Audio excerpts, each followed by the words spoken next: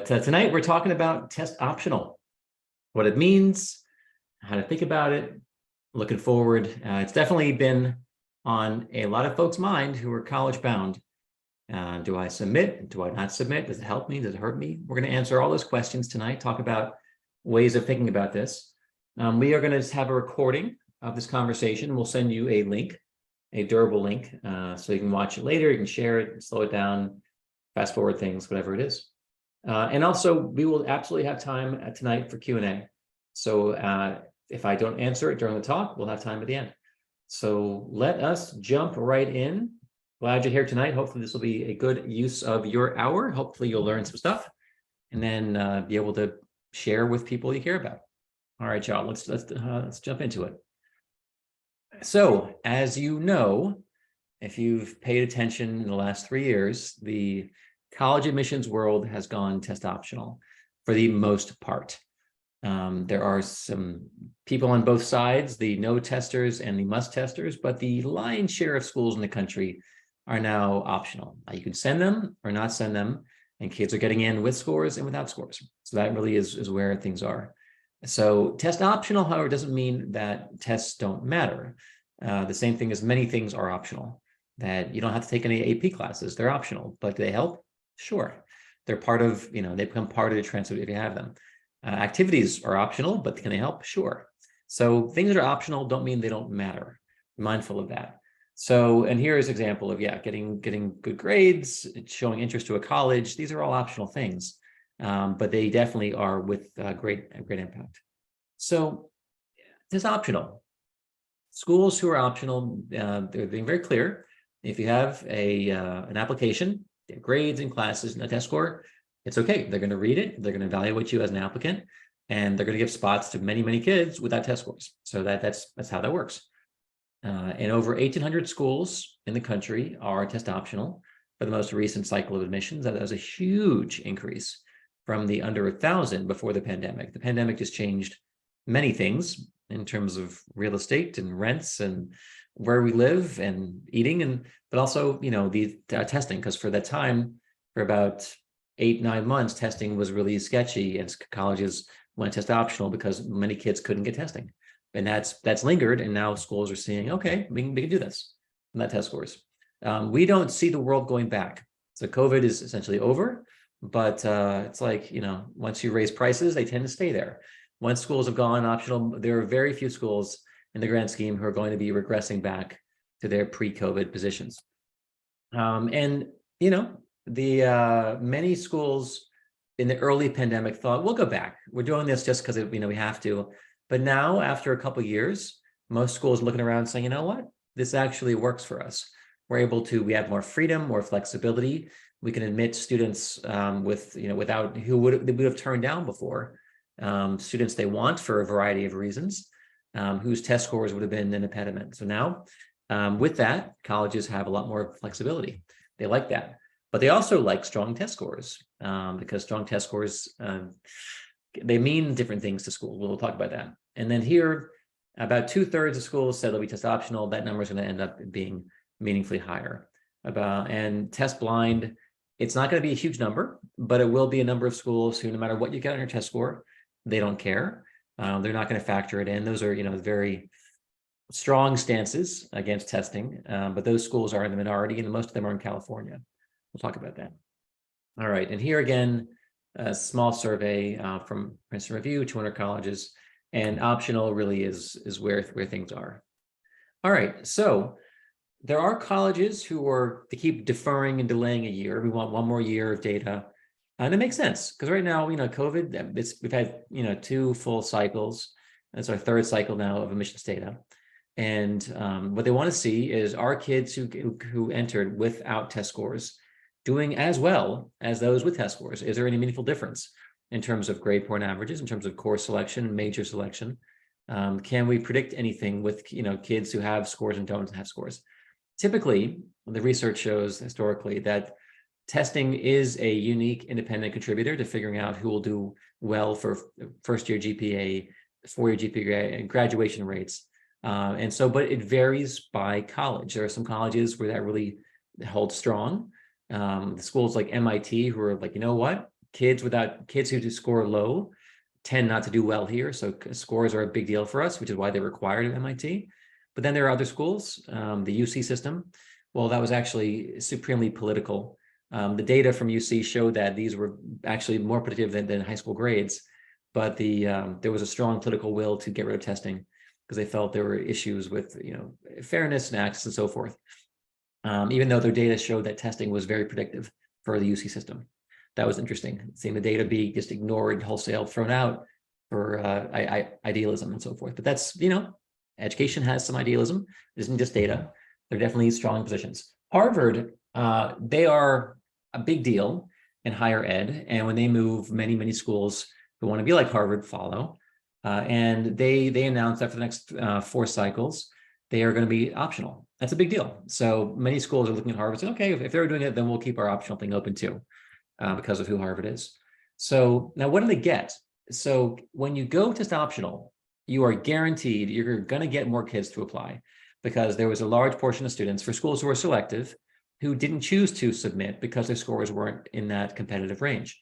When you say test is optional, then my 19 on the ACT evaporates. And now I can hang with kids with, my GPA is really strong. So more kids are going to apply to your school. That's just natural. And when more kids apply, you become more selective.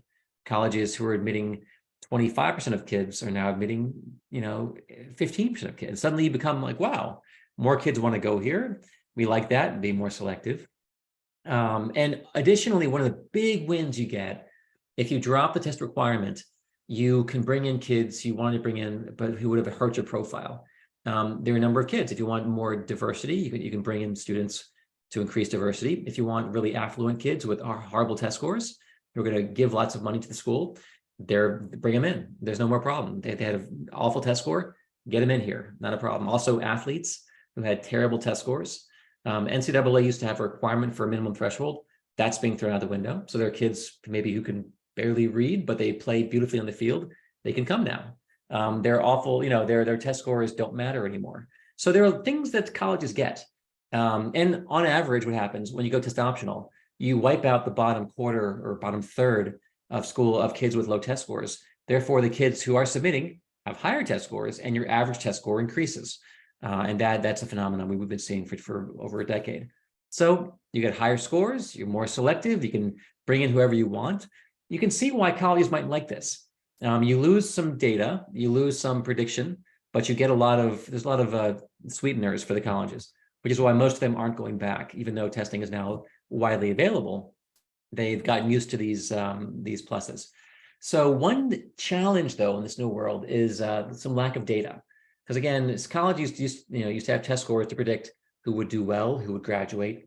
That goes away. Now they're looking, they have grades, but grades, there's been a lot of grade inflation. Grades are less predictive now than they were 10 years ago, 20 years ago, because high schools are inflating grades. And there's pressure from parents and to give kids better grades. And it makes sense, but high schools have been grade inflating for several decades now. So grades, having A's means less than it did 20, 30 years ago. There are a lot of A's out there these days. Additionally, it's harder to predict who will actually enroll in your college. It used to be that test scores were a strong predictor, an indicator of who would actually come to your school if given an offer. That, if I was way above profile, if I had a 1350 on my SAT and the school's middle score was like an 1100, I'm probably not going to go to your school. I'm probably going to go to a higher school. And so they would use that to predict yield. However, and then the college knew if that, my test score was a 1050, their average was an 1150, they got an offer, I'm probably going, because I'm actually hitting above my weight in terms of testing and so forth.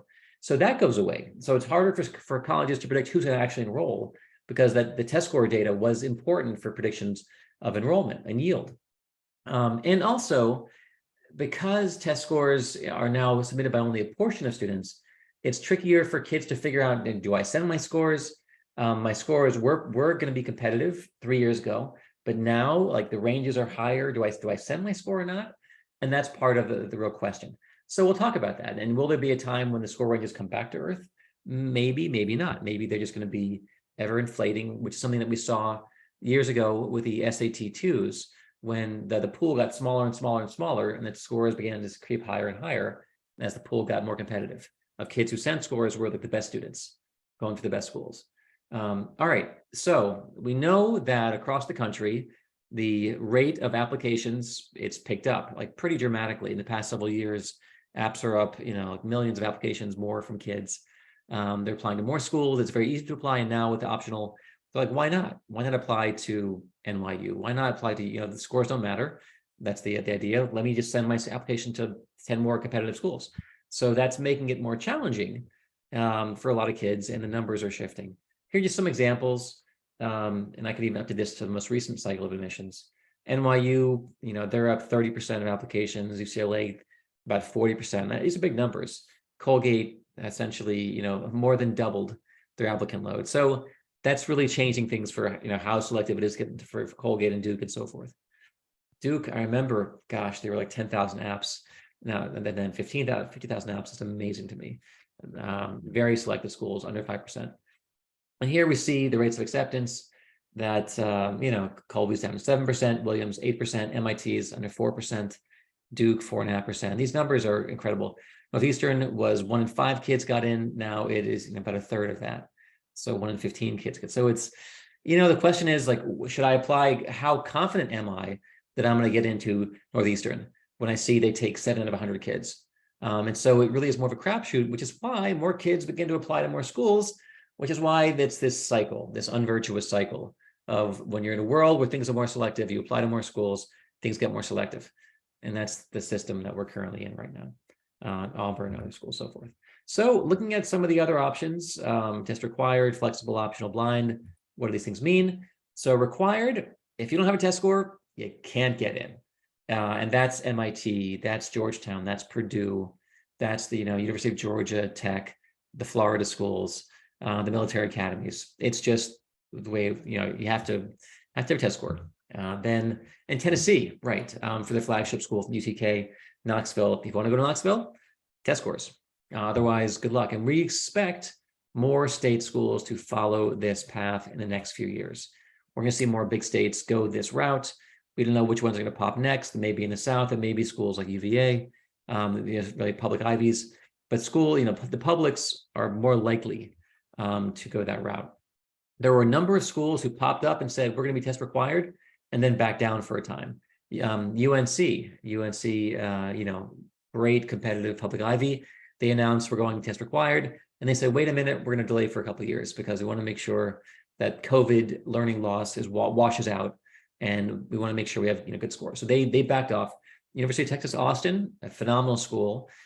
They said we're going to require testing in a couple of years, and then they withdrew that too. So college, they're thinking about it, and then they're still on the fence because there are different factions politically and otherwise who want testing. Some don't want testing. It's definitely a polarizing, charged issue. But these are very, very top-notch schools, UT Austin and UNC. All right. One of my colleagues, peers, Rick Clark over at Tech here in Atlanta, said when it comes to test required and test optional, don't count on the South because he thinks a lot of schools in the South, maybe Alabama's next, maybe the Carolinas are next, could be Mississippi. They're going to go back to being test required. And Tennessee came on board after this comment. Florida never stopped requiring testing because they have so many scholarships tied to test scores. They've always maintained that connection. That GPA and test scores predict scholarships in Florida system. So that's just part of it. And they never went optional even during the pandemic. All right, mentioned Georgetown. They never liked having the test scores. And so as soon as they could, and the pandemic seemed to be softening, they said test scores are back. And we expect a few more schools to go that path.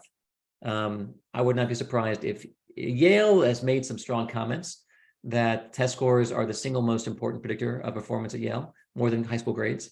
So with that on the books, knowing that may be a reason why they require test scores.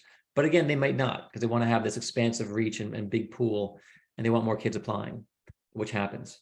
So MIT, they went back to test scores requirements because their data showed that the kids who fail out of MIT had low scores on math.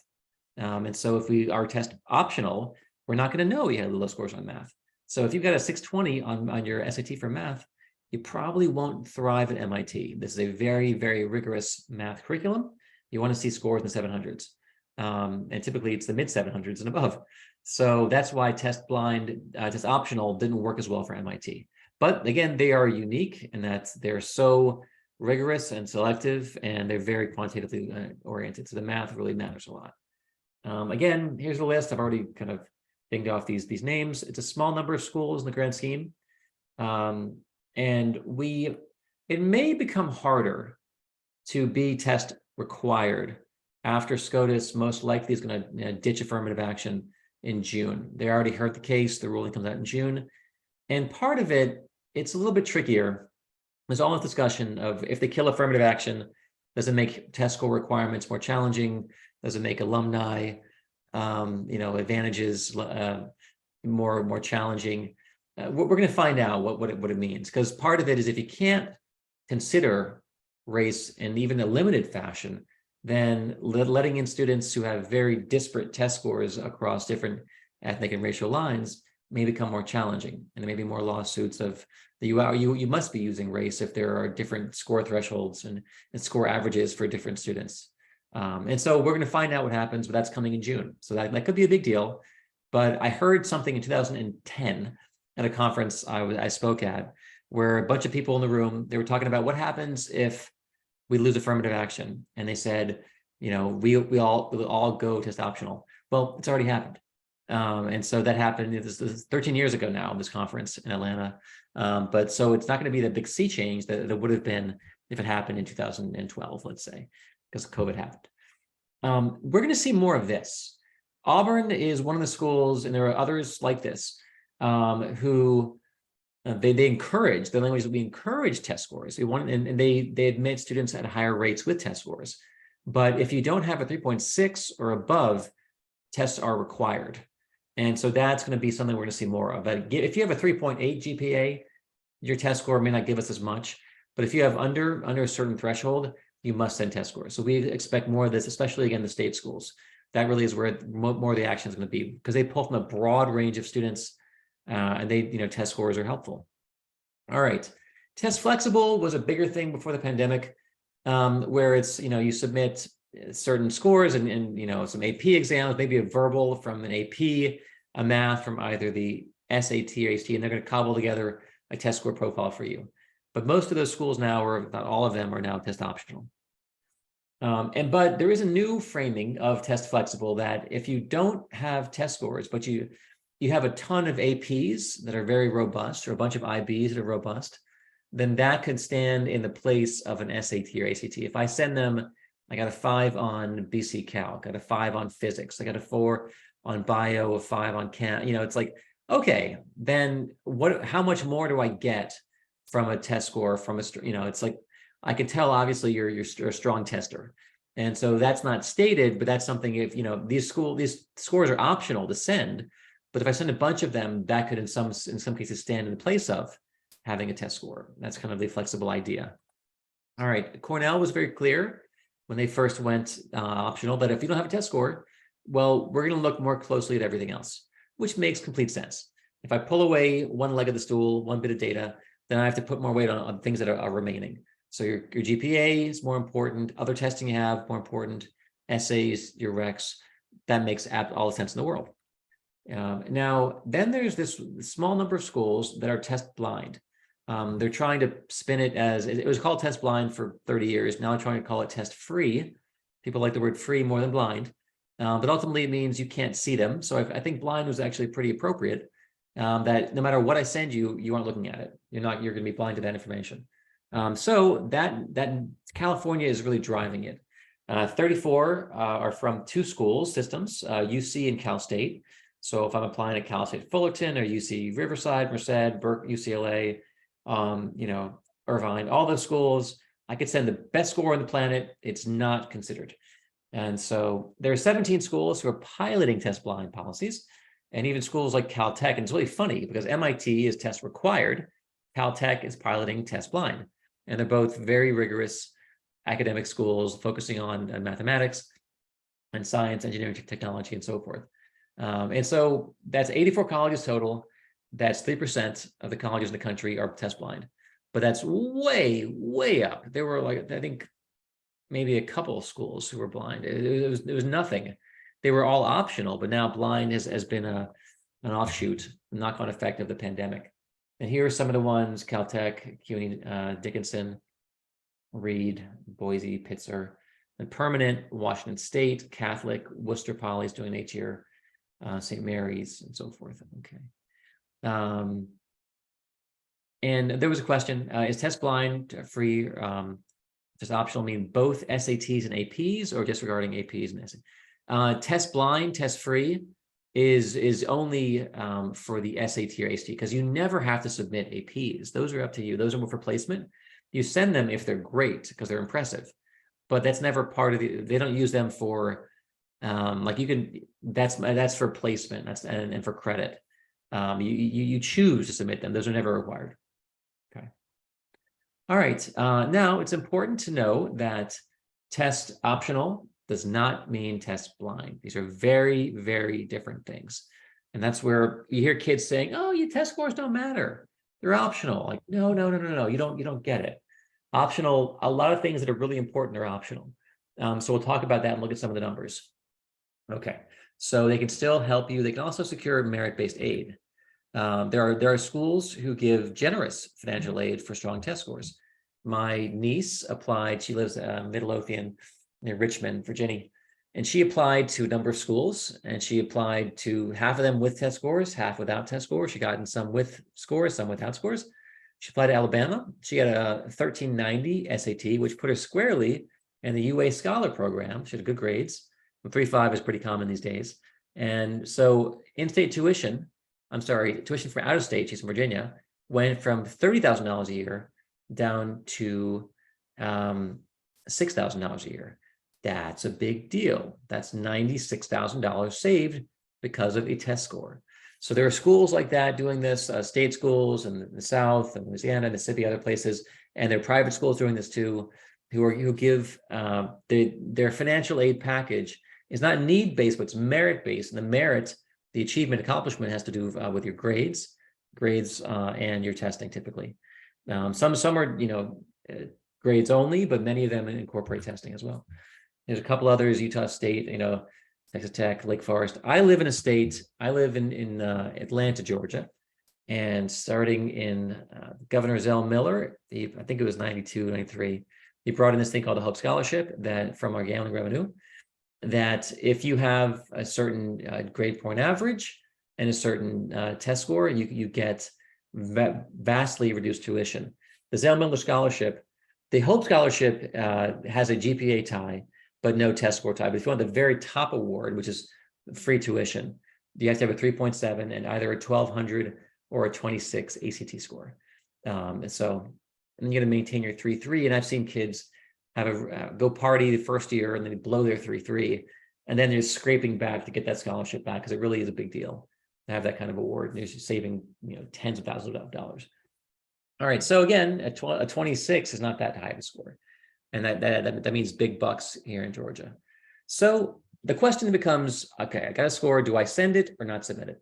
And it comes down to how strong is your test score vis-a-vis relative to the other kids applying to the school. Strong scores, you send them.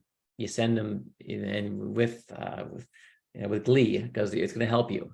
And testing can, anything. Do I send a 5 on basic calculus? Yes, send it. Make sure they see that and know that, and have that in the conversation. If I get a 34 ACT, definitely send it, because they know what that means. They know the kids with 34s got it. They know something about you that they don't necessarily from your GPA. And so GPA provides information that's useful, and testing does too. They both provide meaningful information they make separate contributions to knowing what a kid's bringing. And it shows, you're ready for college level work, and so forth. So rates of submission. Now the rates are down. I think even it's going to be a little bit lower. So it went down to 48% of kids are sending test scores, so under half. But the kids who are applying to more selective schools are applying at higher numbers. And also there are more males than females sending, because there are more guys applying to STEM programs. They're applying to be engineers, computer science majors, physics, econ, math. And typically those guys, they want to show off their math chops, which is why there's a higher rate of applying for males than for females. And here's some data that came out. They haven't repeated this data set, but it was showing you that the schools that are more selective, more kids send test scores. This is from the Common App. The public schools are more selective. About 2/3 of kids are sending test scores compared to about half, and so forth. All right. So, and one of the key things is more and more kids they're using strategy in terms of when they submit or don't submit. It used to be before the pandemic, only 4 out of 100 kids sent scores to some schools, not others. That number popped to 24% in 2020. I'm assuming it's well over half. They haven't released new data. But everyone we talk to, like they're all sending, yeah, my scores are going here, not here. And so this seems to be, the norm these days. And we also know that I mentioned before that there are more males applying to STEM programs, and there are differential rates of score submission. That 3/4 of kids applying to engineering programs send test scores. They want to show that math score. More kids applying to business, but then you have a lower number of kids applying with test scores to education or general education and so forth, social work, those kind of things. So the STEM kids are popping those numbers, and we do know that. Well, we actually don't know. We don't know exactly how things are going to level out. There were states where it was hard to get a test in Washington State, but now that's washed out. So we don't know, will this year be a little better for testing, or is it, have we settled into the new normal? But we're never going to return to the test score rates that we had before. Now, and the question is, do kids with test scores have an advantage? The answer is at many schools, yes, they do. This is one extreme example. I show it just to show what's possible. Boston College, they like test scores. So you had 17,000 kids send test scores, 23,000 kids send no test scores. Those who were accepted, 5,000 kids with test scores got in, 2,500 without didn't get in. So the rate of acceptance was about 30% with tests, about 10% without tests. That's a big deal. That's giving you an indication that Boston College, those counselors like seeing test scores. There's absolutely a lane for kids without test scores, but it's a bigger lane for kids with test scores at BC. They are unusual in that how extreme they are. But here's some examples. UVA, Virginia. One of the reasons why I wouldn't be surprised if they go test required. Looking at their rates of acceptance with and without tests, it's substantial. You have a 90% pop with scores. Notre Dame, 100%, it doubles. BC, almost 2 times, almost 3x. Fordham, the smaller advantage. Tufts, 40%. Barnard, Wellesley, Emory, almost double. Colgate, more than double. The caveat here, at face value, like, wow, test scores make a tremendous difference. But there are 2 things. There's causality, that the test scores cause that difference. Then there is collinearity or correlation. Because the thing of it is, kids who send test scores send strong test scores. Kids with strong test scores, on average, have higher grades and better course taking. So some portion of this has to do with the collinearity issue. So it wasn't the test scores necessarily, but the test scores pointing at higher grades, better course taking. But some part of this is causal. I've spoken with colleagues of mine. One of my good friends at Emory is very candid that, yeah, I have 2 kids applying from the same high school, similar course taking, similar number of APs. One kid has a 34, one kid has no testing. That 34 puts some weight on the scale. And she's very clear. So that's a causal. But the question is, what percentage? No one's doing that data, and admissions offices aren't being very, very open with that data. But we do know there's clearly an advantage from having a test score at these schools. But is it 20% of that difference? Or, that's data that no one has. So should I send in my test scores? So part of it, before you do a thing, get your baseline scores, get a baseline SAT and ACT, and get a sense of where you are, and look at the profile for your college. Are you above profile? In which case submission makes a lot of sense. Are you well below profile? Does it make sense for me to prep? Like, how close am I? That's a question. Do you feel like the scores are going to add value? Do you want them to see it and talk about it when they're discussing your application? That's the question. And so Jeff Selingo, a researcher, author in education, said STEM kids and business kids, higher test score submission rates lead to higher rates of acceptance for those certain schools. Colleague Sean Felton, Columbia, said, you know what, for certain majors, test scores don't mean that much. You're in fine arts or classical music, other things, but certain, if you're going to be an engineer, yeah, they can carry a little more weight. Ray Clark, again, friend colleague, said, if you're in the top half of our mid-50 range, send them. If you're the bottom half, it depends. Like you said, if you're in the lower quartile, the bottom of the bottom quartile of our kids applying, I probably wouldn't send scores. That was from Rick Clark. So, and whether to send them or not depends upon your GPA. So if I have a stellar GPA, I have a 3.9 unweighted, I'm been rocking and rolling, mostly all A's, and then my testing is not that strong. In committee, do I want them talking about my grades or the grades and this average test score? I probably stand on the strength and the merits of my rockin' GPA and course taking. And however, if my GPA is a 3.6, not a 3.9 unweighted, and I have scores that are pretty good, then you know what? I want my score in the mix, in the conversation. So, but if I have just such, like my grades are here, my scores are here, probably send just their grades. That's kind of part of it. And individual scores matter. If I'm applying to be an engineer and my total composite score is on the lower end of what the school wants, but I have hit it in that, I have a 760 in math. Well, I want that to be in the conversation because my lower verbal score means less as an aspiring engineer. Conversely, if I'm applying to a liberal arts program, my math is lower, but I have a 780 in verbal. Okay, I'll probably want to get that into the conversation. So I'm applying to a program with lots of writing, maybe, like Plan 2 at Texas, a lot of language, my math is weaker. That's okay. Because part of it is what's the narrative I'm trying to tell? What's my story? And does this score, complete part of the narrative? Does it make sense and fit? And if so, get that score out there, even if there's a lower other one that matters less for you.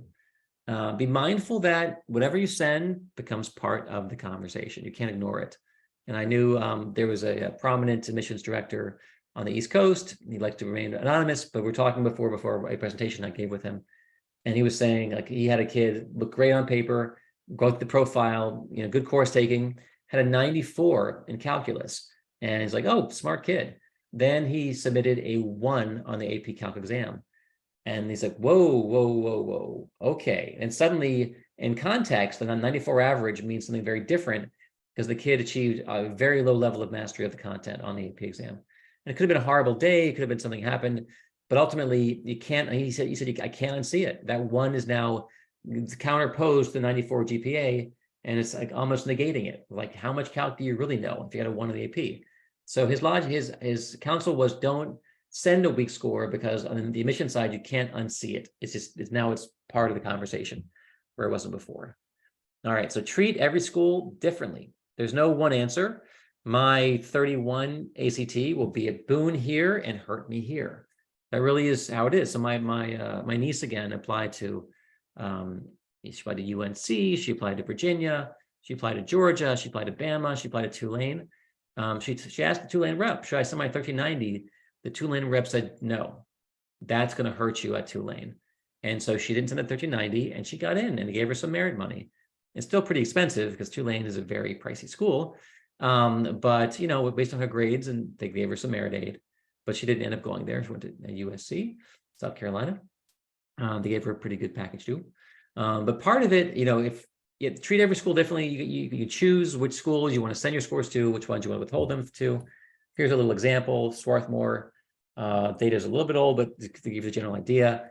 So the middle 50s of half the kids who are enrolled at Swarthmore who have a 1380 to a 1540, that's the mid-range. That means a quarter of kids are 1370 below, and a quarter of kids are 1515 above. So if some kids who crush it, some don't do as well, and there's a nice big range in the middle. So do I send my scores? So for Swarthmore, if I'm in the top half, send it. 1470 plus, yeah, that's a strong score for a very competitive school. Send it away. If I have under a 1370, do I send it? Except with rare circumstances, the answer is no. If you're the first one in the family, you're very proud of your score. Like you're at a school where their kids don't score that high, but you did, I've heard kids applying from like West Virginia, where the average score may be an 1150, but you get a 1360 and you're the best in your high school, that still can give the admissions office some good information about, because they know they had to read apps from West Virginia, and a 1370 from your part of that actually is impressive. But typically kids applying from standard places and schools that aren't, you aren't a diversity candidate applying from Chicago or Atlanta, but you are from West Virginia, then I probably wouldn't send a 1350. And then the real question mark becomes that third quartile. The range is 1380 to 1460. And that's where it depends is the absolute truth. Because if I get a 1460, that's more compelling and more interesting than a 1390. And then my grades, if I have a 3.9 unweighted in a 1400, I may just want to go on the merits of my GPA and not submit that. But if my grades are a 3.5 and I have a 1420, you know what? I think I want the test score in the mix. Also, again, I have a 1390, but there is a 750 in math in there. I'm applying to a math or STEM program. Then yeah, I would still send it to make sure the committee sees my 750 in math and they say, yeah, this kid's good at math, which really matters for the program to which I'm applying. That's where there's nuance, and there's just no way to get simpler than that. There's no always yes, always no. That gray area is it depends. If you're over the midline, yes. Bottom quartile, most always no, except for rare cases. But the third quartile is where there's some discussion. All right, and then score ranges did pop. To show you an example of Georgia, before the pandemic, their middle 50 was a 27 to 32 ACT. Pandemic, it was optional. Look what happened. Bam, the kids with low scores buried them.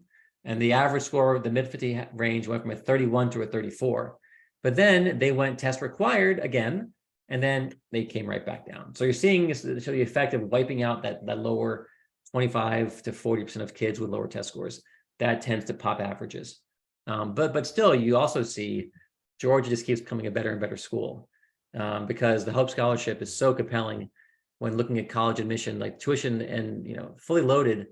Cost of attendance in some schools is now over $80,000 versus free tuition if you're in state, which is why smarter and better kids keep staying in state of Georgia. The same with all the flagships. They have a limited number of seats for the flagship schools, but they're becoming so compelling because the cost of education just keeps ticking up. It's like a runaway train, essentially. Here's an example. The lower range is creeping up a little bit. Boston University, they were at a 1360 to 1480. They popped up about 30 points on the low end. The same thing for the ACT. Here are just some examples of enrolled kids and how it popped up. Emory popped about 20, 30 points. Colgate went up a little. Everyone went up. It was around a 30-point pop for schools on average. Okay. All right, Apple Ruth, our company. So we focus a lot. This is about testing, but we do focus on helping change students' beliefs about themselves, their abilities. Peter, let's just do a quick little poll. It'll take you all about 20 seconds to finish. If we have that teed up, if not, it's okay. Just tell us, are you a student, a parent, a guardian, a teacher? If you have a student, where are they in the educational ranks? And then we do three things at Apple Ruth: test prep, academic tutoring, and coaching. Anything you want us to call you about or email you about. Finish that, click those, and then let's do some good old-fashioned Q&A. So, and then here, yeah, again, this is the three tiers of Apple Ruth: academic tutoring, AP prep, all those physics, chemistry, math, test prep. And then we coach kids on how to manage their time, their resources, be more organized, which is EF coaching. All right, let us now do questions and answers. I think, how much time do we have? 8:40. We had 20 minutes for questions and answers. All right, so any questions I didn't answer, load them up. FYI, the poll isn't letting me get past question 2. Oh, I'm sorry to hear that. I don't know what's going on. Maybe Peter can help with that. I don't know why, maybe it froze. But if you did want any, okay, cool. Thank you. Unfroze. All right. Excellent. All right. So what are the questions? Testing, college admissions. What do you want to know? Been doing this now for 22 years. I think I've seen a number of things. Hopefully I'll be able to help you. Yeah, kind of crazy. Are my earliest students now like almost 40? Yeah, I guess so. How do you support students who have high GPAs with low test scores? Well, we look at the schools they're interested in. We look at how low they're, and part of it is, again, the range. If I'm looking at a school where like Georgia, where 31 would become competitive, can I help a student, what's a low score? Like a 26, 25? Can we get you up to a 30? But if they have an 18, looking at a score, they're getting a 31, that's too big of a lift. I would say in that case, let's probably not look at a school like Georgia. Or again, so many schools are test optional. So for the, but the test required schools, there aren't that many of them. And if you have a really phenomenal GPA and academic rigor, but low testing, I probably would be shying away from test required schools. Unless, of course, you want to go to Georgia and the deal is so good, then we can look at the range of where we're starting from, what the aspiration is, but getting kids 4 or 5 points on the ACT, we do it all day long. 120 points on the SAT, that's our averages. So we definitely can help kids with these tests. We are good at that. Super helpful.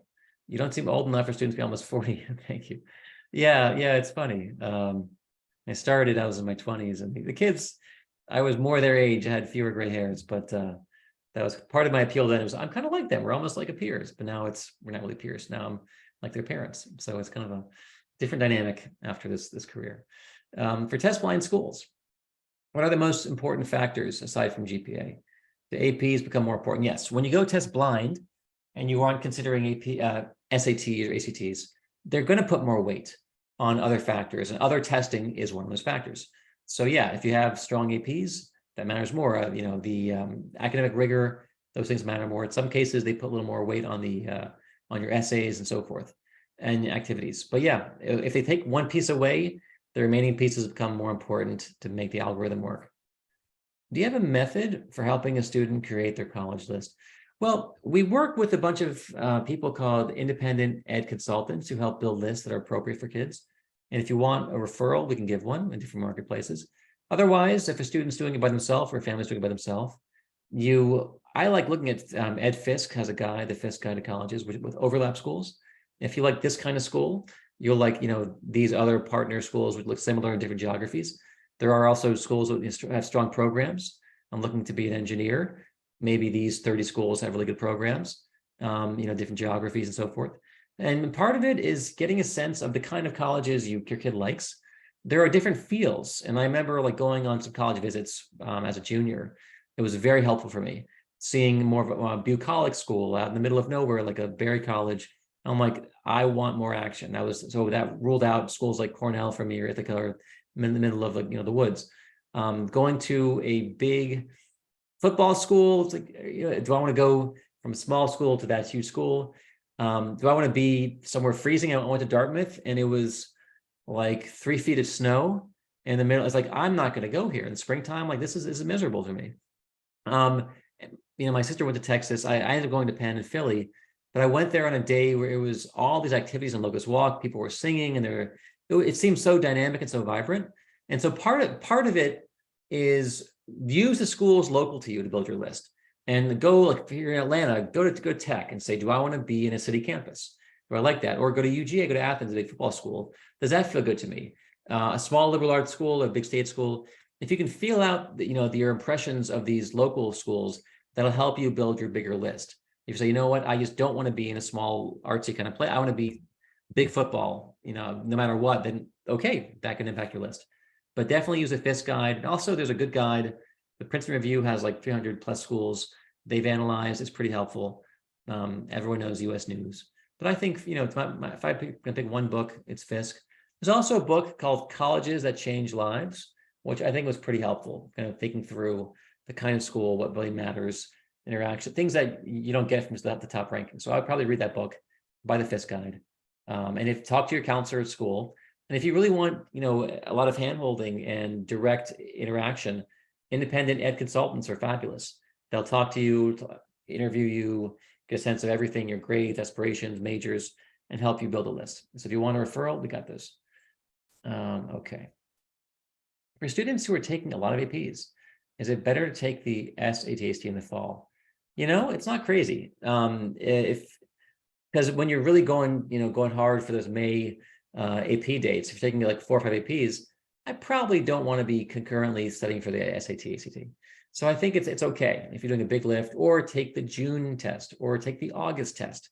So I think if you have a huge AP burden ahead of you, then I would say choose the testing that makes more sense, is a little bit less packed for you. any suggestion with regards to the application process for a kid who has a 3.5 GPA, broke 1,300 for SATs, is acing his APs with fives, but has no in-school curricular activities or no in-school extracurricular activities? So, I mean, there are definitely schools and state schools where they're not looking as closely at your activities, where it really is more of a matrix of what are your grades, what are your academic rigor, what are your test scores, and they're not looking as closely at the activities. Some schools and smaller schools and liberal arts schools may look much more closely at your activities, trying to figure out what contributions you're going to make. Meanwhile, you have to be as creative as you can of how do I pitch myself, how do I present myself, sell myself in terms of here's what I'm going to bring to your campus.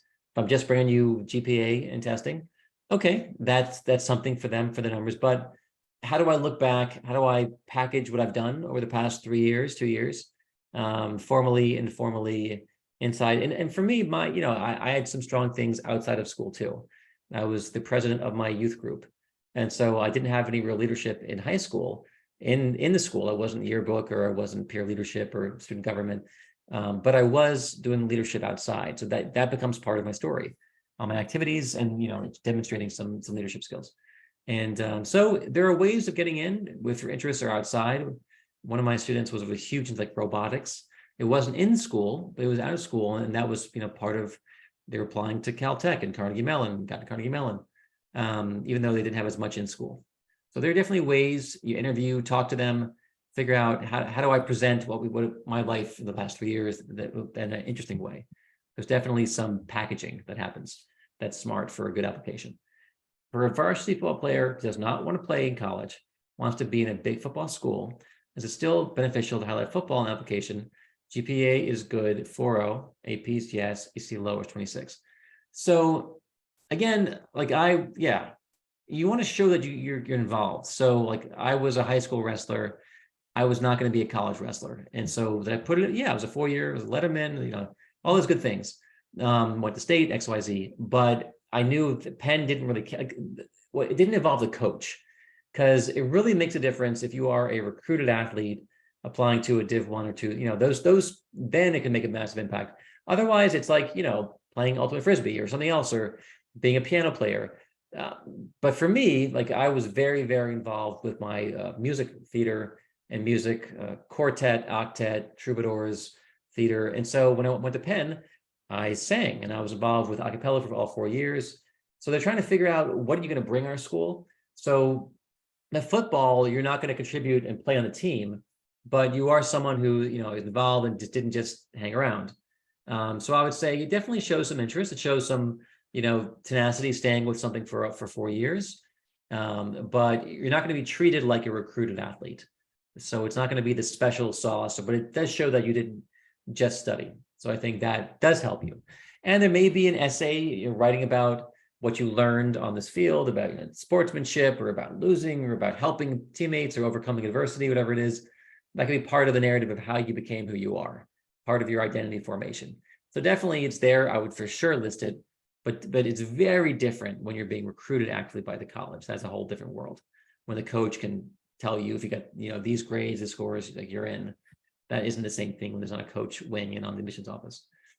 If your student will get an A in regular class with a B in the AP, when you go with the A or with rigor, it's going to depend upon the kind of schools you're applying to. For many schools, a B in an AP is fine. For the top selective schools, you want the A in the AP. But I think having some APs on your transcript is a big deal. Having some performance in it, A's and B's are performance, C's are not. You don't want to push to an AP or a BC, to enrollment and get a C. But A's and B's, they're good. And schools are more selective, want more A's, less selective, A's and B's are totally fine. With acceptance, because you don't want to have a 3.9 and no rigor. You can't get in. I mean, you're shut out of so many good schools. You need some rigor. And for schools in Georgia, other places, you need a good bit of rigor. They're middle 50. It's 8, 9 AP, IB dual enrollment classes.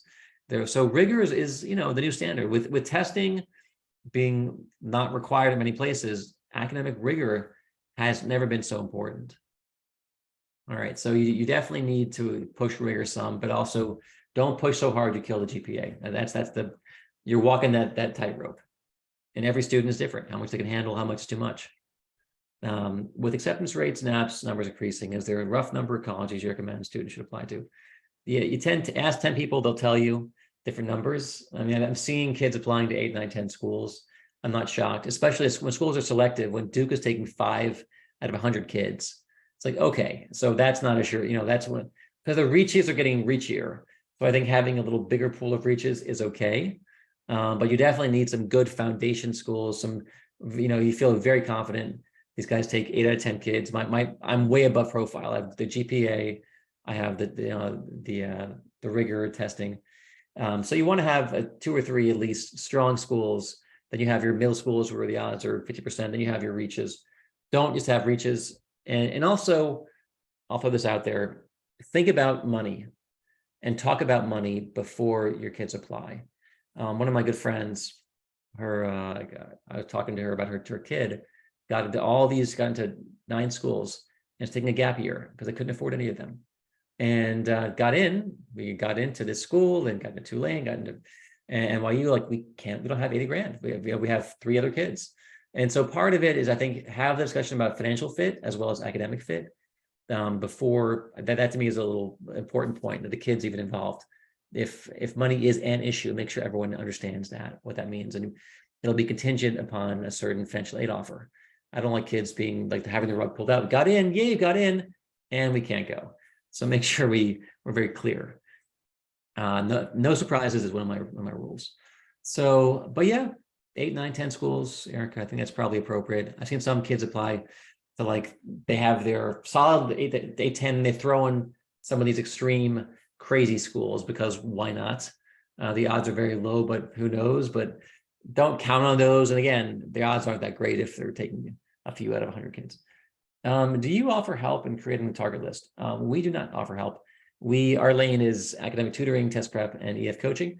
However, we work and partner with independent ed consultants all the time, and it's their job to build lists. And that's their work. So often they might send us kids for tutoring. We send them people who want to work with the college side, but our lane doesn't include college counseling. We're an academic and a tutoring shop. Okay. And EF coaching, which I think is really, really helpful.